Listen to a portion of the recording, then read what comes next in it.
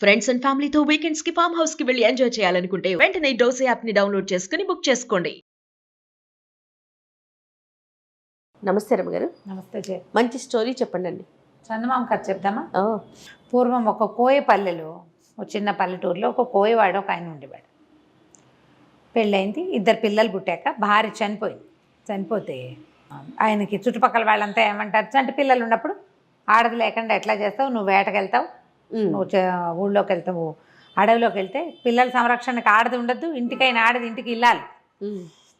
ఇంటికి ఇల్లాలు ఉండాలని పెళ్ళిళ్ళు చేసేవాళ్ళు. రెండో పెళ్ళి చేస్తే అదొక రాకాసి. ఆవిడికి సవితి పిల్లలంటే గిట్టేది కాదు. ఈ పెద్ద పిల్లలిద్దరు, ఒకడు సింగన్న, పిల్ల పేరు దుర్గాలు. సింగన్న తెలివైన వాడు, కొంచెం తప్పించుకోవటాలు అవి చాతొచ్చిన వాడు. ఆ దుర్గాలు తెగ ఏడ్చేది చిన్నపిల్ల సవితి తల్లి పెట్టే బాధలకి. అన్నిటికీ కసిరి కొట్టేది, వేళ్ళకి పెట్టేది కాదు, సగమే పెట్టేది. ఏదైనా తింటే ఎంతసేపు తింటావనేది, పని చేయించేది, బాగా చిన్నపిల్లతో అన్ని పనులు చేయించేది. దాని చేతులు పుళ్ళు పడిపోయి కాళ్ళకి దెబ్బలు తగిలి ఏడ్చుకుంటూ ఉండేది. పాపం సింగన్నకు బాధగానే ఉండేది. అయితే ఈ చెల్లెని తప్పించగలిగినంతసేపు తప్పించేవాడు, ఇది లేకపోతే లేదు. ఈ సవితి తల్లికి ఏమనిపించిందంటే, వీళ్ళని ఇట్లా ఏడిపించుకు తింటాం ఎందుకు, వీళ్ళని పీడ విరగడి చేసేసుకుందాం అని చెప్పి ఓ తెలిసిన చుట్టాల అబ్బాయిని ఒకరిని పిలిచి, ఒరే వీళ్ళని అడవిలోకి తీసుకెళ్ళాలిరా అని చెప్పి. పిల్లాడికి ఏం చెప్పింది, మనకి మందులు ఏవో కావాలి, మందులు నూరుకోవాలి, ఆ మందులకి కావాల్సిన మొక్కలు అడవిలో ఉంటాయి, పనివాడు వస్తాడు, నువ్వు వాడితో వెళ్ళు అని చెప్పింది. నువ్వు ఒకటే ఏం పోతావు, చెల్లిని కూడా తోడు తీసుకెళ్ళు అని చెప్పి చెల్లెల్ని కూడా పంపించింది. పిల్లాడు ఇదేదో ఎత్తేస్తుంది అనుకుని వాడు ఆడుకునే కాయ ఇవి ఉంటాయి, రాళ్ళు, గులకరాళ్ళు, ఆటలాడుకునేవి, అన్ని గులకరాళ్ళని జేబులు పోసుకున్నాడు. వెళ్ళే దారిలో ఒకటి వేసుకుంటూ వెళ్ళాడు. ఆ పనివాడు ఏం చేశాడు, అడవిలో ఒక చెట్టు కింద తీసుకెళ్ళి, మీరు ఇక్కడే కూర్చోండి, నేను మళ్ళా వస్తా, అక్కడెక్కడికో వెళ్ళి ఆ మొక్కలు ఏవో పీక్కొస్తానని ఇంకో దారి గుండా వెళ్ళిపోయాడు. వెళ్ళిన దారినే మళ్ళాడు అనుకో, పిల్లాడికి అర్థం అవుతుంది, కొంచెం పెద్దవాడు కదా, ఓ 10-11 ఏళ్ల వాడు, 11-12 ఉన్నాయి. పిల్లకు ఒక 7 ఏళ్ల పిల్ల, 6-7 ఏళ్ళు ఉంటాయి. ఆ నుంచి ఈ పిల్లాడు ఏం చేశాడు, కొంచెం చీకటి మసలేసరికి ఓహో వీడు వదిలిపెట్టి వెళ్ళిపోయాడని ఈ రాళ్ళు వేసాడు కాదు, ఇవి ఒక్కొక్క రాయిని వెతుక్కుంటూ రాత్రికి వెన్నెల్లో కొంచెం మెరుస్తున్నాయి వేసిన రాళ్ళు. తను వేసిన వాటిని వాడు గుర్తుపడతాడు కదా, రోజు ఆడుకునే గులకరాళ్ళు. ఆ దారి వెంబడే నడుచుకుంటూ ఇంటికి వెళ్ళిపోయాడు. చీకటి పడలేక ఇంటికి వచ్చిన పిల్లల్ని చూసి రుసరుసలాడిపోయింది సవితి తల్లి. ఏదో తిట్టింది. ఒక 4 రోజులు గడిపాక మళ్ళీ ఇంకొకరిని కేకేసింది. అయితే ఈసారి ఏం చేసింది, సమయం ఇవ్వాల. పిల్లాడికి ముందు రోజే చెప్పింది అనుకో, వాడు ఏదో ఒక ఏర్పాటు చేసుకుంటాడు వెనక్కి వచ్చేయటానికి. అప్పటికప్పుడు నువ్వు వెళ్ళమని పంపిస్తే వీడేం చేశాడు, వాళ్ళ అమ్మ ఆవిడేం చేసింది, పిల్లడికి రొట్టెలు ఒత్తి, మాడిపోయిన రొట్టెలు అంత బెల్లము ఇచ్చింది. వీడేం చేశాడు, ఆ రొట్టెలు చిన్న చిన్న ముక్కలు చేసి వెళ్ళే దారిలో వేసుకుంటూ వెళ్ళాడు. కానీ అక్కడికి వెళ్ళాక ఆ రెండో పనివాడి పిల్లల్ని అక్కడ వదిలిపెట్టి ఎటో పోయాడు. ఇక రాల. వీడు రొట్టెలు వెతుక్కుంటూ వెనక్కి వద్దాం అనుకున్నాడు. కానీ అడవిలో ఈ రోడ్ల మీద పురుగులు, చీమలు అవి ఇవి ఉండవు, తినేసినాయి. రొట్టెలు కాస్త ముక్కలన్నీ పిండి అయిపోయి ఎవరిది వేడి దారిని పట్టిన అవి పోయినాయి. దారి కనపడలా. ఇకేం చేస్తాడు, వెతుక్కుంటూ ఈ చెల్లెల్ని వెంటేసుకుని ఏవో 2 కాయలు ఏవో కనపడితే ఆ 2 కాయలు, బెల్లం ముక్క ఒకటి ఉంది, బెల్లం ముక్క పెట్టి చెల్లెలకి తినిపించాడు. వాడు నడవడం మొదలుపెట్టాడు.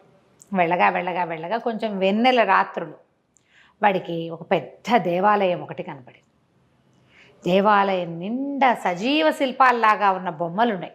ఏమిటో సరే ఏమన్నాడు, చెల్లెల్ని కొంచెం గట్టెక్కించి నుంచోబెట్టి దాని మీదగా ఏవో చెట్లు కనపడుతున్నాయి, పైకి ఎక్కితే వెలుతురు బాగా కనపడుతుంది, ఇంటికి దారి కూడా కనపడుతుంది, నువ్వు ఇక్కడే నుంచో అని ఆ గోపురం మీదకి ఎక్కాడు. ఎక్కేసరికి అలా అన్ని బొమ్మలు, మనుషుల బొమ్మలు ఉన్నట్టే ఉన్నాయి. అవి ఎక్కి ఓ పక్క నుంచి ఓ చెట్టు ఏదో ఇట్లా వాలి ఉంది ఆ గోపురం మీదకి. దానికి నిండా కాయలు కనపడుతున్నాయి. పిల్లాడు ఏం చేశాడు, ఆకలిస్తుంది, మధ్యాహ్నం ఎప్పుడో తిన్న అన్నం పాపం, ఆ రొట్టెలు తినలేదు. ఇంత బెల్లం ముక్క నోటేసుకుని అంత బెల్లం చెల్లెలకే పెట్టేశాడు. కాయ ఒకటి పట్టుకు లాగబోయాడు. కాయ కోసేసరికి గంటలు గణ మోగిపోయినాయి ఆ దేవాలయంలోకి. కాయ కోయగానే మోగేసరికల్లా ఆ దేవాలయం లోపల నుంచి ఒక గూడల్లి ఉంది. ఒక ఆవిడ బయటకు వచ్చి, ముస్సిలి మామ, అయ్యో ఏమర్రా పిల్లలు, ఏమిట్రా, ఎక్కడి నుంచి వచ్చారా అని కేకేసుకుంటూ వచ్చింది. కింద నుంచున్న 6-7 ఏళ్ల చిన్నపిల్ల, పైన ఎక్కిన కొంచెం పుష్టిగా ఉన్న పిల్లవాడు, కనపడేసరికి కేకేస్తుంది, రండ్రా రండ్రా మా నాయనే అడవిలో తిరుగుతున్నారా, దారి తప్పిపోయారా, రండి రండి అని లోపల తీసుకుపోయింది. చక్కగా సుష్టుగా అన్నం పెట్టింది, పప్పు కూర అన్నీ వేసుకుని శుభ్రంగా తిన్నారు. తెల్లవారు లేచి మా ఇంటికి వెళ్ళిపోతామవ్వా అని చెప్పాడు. అలాగేరా అంతకంటేనా అంది. కానీ తెల్లారి లేవలా సింగన్న.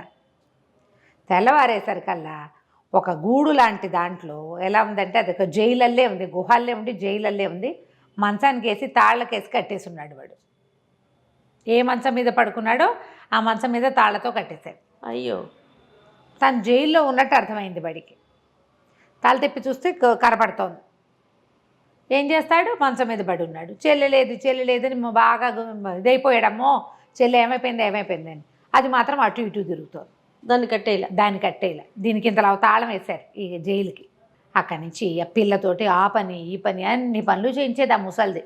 చెల్లెలు తన్నయ్య లేకుండా బయటికి పారిపోయి అదేం చేస్తుంది, అదే అంత ధైర్యం లేదు. పైగా పిరికి పిల్ల, అన్నిటికీ ఏడుస్తుంది అది.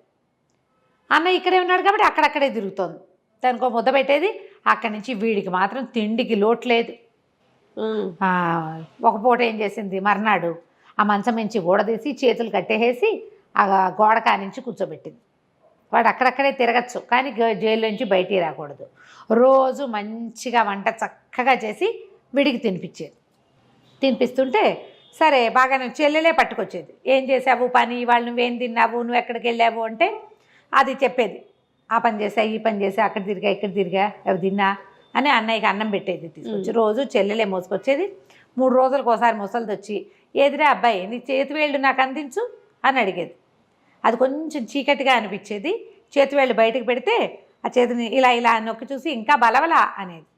వీడేం చేశాడు, ఇదేదో ఎత్తేసిందని ఆ లోపలంతా చీకటిగా ఉందిగా, అటు ఇటు చేతులు కదిపి చూస్తే ఏవో ఎండు కట్టెలు పుల్లలు చాలా ఉన్నాయి. ఓ పుల్ల తీసి సన్నగా ఉన్నదాన్ని ఏదైనా నీ చెయ్యని దిచ్చు అనగానే ఆ పుల్లని దించడం మొదలుపెట్టాడు. ఆ ఎండు పుల్ల నొక్కి చూసి ఇంకా బలవలేదు అనేది. సరికి ఇది ఏదో చేస్తోందని అనిపించింది. అయితే ఏం చేస్తుంది, దుర్గాలు ఉందిగా పిల్ల, అటు ఇటు తిరుగుతూ అది చెప్పింది, అన్నయ్య ఇవాళ ముసలిమామ ఏం చేసిందో తెలుసా, పెద్ద పొయ్యి ఉంది లోపల, ఎక్కడో లోపల గదిలో. ఇప్పుడు పొద్దున్న పేడ మోసుకెళ్తోంది. ఎందుకో పేడ మోసుకెళ్తోందని నేను కూడా వెళ్ళాను. ఆ పేడ తట్ట ఇంత తట్ట ఈ పిల్ల మొయ్యలేదని అదే మోసుకెళ్తోంది ముసలమ్మ. పెద్ద పొయ్యి ఉంది, పొయ్యి అంతా అలికింది నున్నగా, కింద మంట పెట్టాలి దానికి, పైన ఇంత పెద్ద మూకుడుంది. ఎంత పెద్ద పొయ్యో ఎంత పెద్ద మూకుడో అని చెప్తే అమ్మో ఇదేదో వేస్తోంది వేషం అనుకున్నాడు. మళ్ళీ ఆ రోజు అలికిందని చెప్పిందిగా, ఆ మర్నాడు ముసలిమామ ఈ కుర్రాడిని అరే ఇది చెయ్యని తెచ్చగానే వీడు ఎండు పుల్లు అందించాడు ఎప్పట్లాగానే.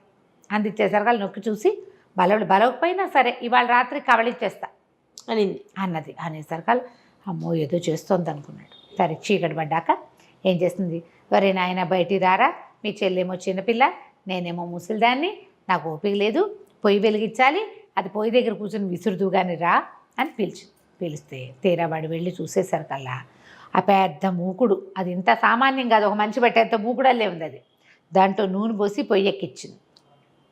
అక్కడి నుంచి కింద మంట పెట్టింది. ఆ పొయ్యి ఎంత పొయ్యి, పెద్ద గుహలాగా ఉంది. దానికి తలుపులు కూడా ఉన్నాయి. తలుపులు తీస్తారు. ఈ మన చైనా వాళ్ళ కథల్లో కనపడుతుంటాయి, ఈ మన చైనా వాళ్ళ వీడియోల్లో అడుగుని మంట పెట్టి నిప్పంతా తీసేశాక కేకులు బిస్కెట్లు అవన్నీ లోపల పెట్టి అవెన్ లాగా ఉంటుంది అన్నమాట, వేడిగా ఉంటుంది, తలుపులు వేసేస్తారు. అట్లా తలుపులు ఉన్నాయి దానికి. దీన్ని విసురుదు అనేసరికల్లా వీడన్నాడు, ఆ విసరటం మాకేం తెలుసు, మేము కోయవాళ్ళం కదా, అసలు పొయ్యే తెలియదు మాకు, ఇదేమిటో విచిత్రంగా ఉంది, పొయ్యి విసురు అని నువ్వే అంటున్నావు, విసరటం ఎలాగో కూర్చుని చూపించు నాకు తెలియదు అన్నాడు. చేత్తో విసరాలి రా. సరే ఎక్కడ విసరాలి, చెయ్యాలి కదా, అదేదో నువ్వు చేసి చూపించు నేను చూస్తానన్నాడు. అనగానే ముసలిది ఏం చేస్తుంది, ఓరిని 12 ఏళ్ల కుంకవి నీకు అది కూడా రాదుట్రా అని చక్కగా ఆ పెద్ద పొయ్యి ఎదురుగుండా చిన్న పీట ఉంటే పీట మీద పొందిగ్గా ఇట్లా గొంతు కూర్చుని విసిని కనిపెట్టి ఇట్లా విసురుతూ ఇట్లాగే రాను. ఈ పిల్లాడు ఏం చేశాడు, పక్కన నుంచి చూస్తున్నాడు కదా, ఈ ముసలమ్మ నా పీట మీద నుంచి ఒక్క తోపు తోసాడు ఆ పొయ్యిలో పడేటట్టుగా. అది ఎంతుంది, గంగాళం అంతా నోరు తెరుచుకుని ఉంది ఆ పొయ్యి. ఈ ముసలిదేళ్ళ పొయ్యిలో పడంగానే వీడు దాన్ని ఒక కర్రపేట పెట్టి లోపలికి తోసేసి తలుపులు వేసేసాడు. లోపలికి వెళ్ళిపోగానే గంటలు గణ గణ గణ గణ గణ గణ మోగటం మొదలుపెట్టినాయి.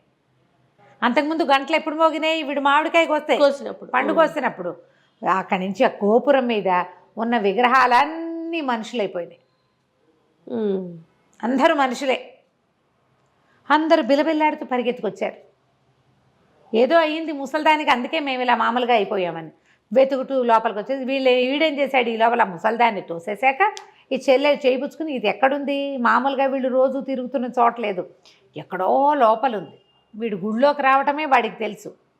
ఆ గోపురం లోపలికి అదో గుహలా ఉంది. అది పరిగెత్తుకుంటూ బయటకు వచ్చాడు. వీడు బయటకు వచ్చేసరికి గోపురం మించి మనుషులంతా దిగేశారు కిందకి. భలే భలే భలే పని చేసావు, ఏం చేసావు ముసల్దాన్ని అని అడిగారు. నేను ఏం చేసావంటే నేను పొయ్యిలో దోసేసానంటే పద పొయ్యి ఎట్లా ఉందో చూద్దామన్నారు. అక్కడ ఏమైందో, పొయ్యిలో ఏమైందో చూడాలిగా. ఈ గుంపంతా వచ్చారు మనుషులు, పిల్లలు కాదు మనుషులే వాళ్ళంతా. వాళ్ళు ఈ పిల్లాడు పిల్ల మళ్ళీ లోపలికి వెళ్తే ఆ పొయ్యి కాస్త ఒక విచిత్రమైన పెట్టెలాగా మారిపోయి ఉంది. పెట్టెల్లే కనపడుతోంది. దాని మీద రాసుంది, మాయదారి ముసల్దాన్ని మట్టు పెట్టిన మహానుభావులారా నా మీదకి ఎక్కండి, ఈ గద్దె మీద ఎక్కి కూర్చోండి, మీకు ఎక్కడికి కావాలంటే అక్కడికి తీసుకెళ్తా, ఏం కావాలంటే అది ఇస్తా. అనగానే చుట్టూతో చేరిన వాళ్ళని చప్పట్లు కొట్టారు. మీరే మహానుభావులు, మా ఎవరి వల్ల కాలేదు, ఎక్కండి ఎక్కి కూర్చోండి అని ఈ పిల్లాడిని ఎత్తి దాని మీద కూర్చోబెట్టి ఆ దుర్గాల్ని కూడా ఎత్తి దాని మీద కూర్చోబెట్టారు. మా ఇంటికి వెళ్ళాలి అనగానే ఆ పెట్టె బొక్క వదుటనే లేచేసి ఇంటికి తీసుకెళ్ళి రయ్యమని వాళ్ళ ఇంటికి తీసుకెళ్ళిపోయింది. ఒక పల్లకీలాగా అయిపోయింది అనమాట. అది మోసుకుంటూ వాళ్ళ ఇంటికి తీసుకుపోయింది. ఎప్పుడైతే ఈ పిల్లలు ఆకాశంలో నుంచి దిగేసరికి ఏవో మాయలు మంత్రాలు జరిగిపోతున్నాయి. అప్పటికి వీళ్ళు వెళ్ళిపోయి 10-15 రోజులు అయిపోయింది కదా. చుట్టుపక్కల వాళ్ళంతా తిట్టిపోస్తున్నారు పిల్లల్ని పొట్టన పెట్టుకున్నామని. మొగుడు కూడా తిడుతున్నాడు. పిల్లలు చూడగానే సవితల్లి లేచకపోయింది, పరిగెత్తుకుంటూ పారిపోయింది అక్కడి నుంచి. తండ్రి పిల్లలిద్దరిని కావలించుకున్నాడు. చచ్చిపోయారు అనుకున్నాను రా నాయన, ఎలా తిరిగి వచ్చారంటే జరిగిందంతా చెప్పారు. ఆ పెట్టె ఏది అడిగితే అది ఇస్తుంది. వాళ్ళకి ఏముంటాయి సింపుల్ కోరికలు, ఏదో మాంసం కూర అన్నం అవే కావాలి. పల్లెటూరి వాళ్ళు కదా, వాళ్ళకి కావాల్సింది కోరుకుని ఆ ఊరికి కావాల్సినవి చేసుకుంటూ పిల్లలిద్దరూ తండ్రితోటి హాయిగా ఉన్నారు. కథ కంచికి మనం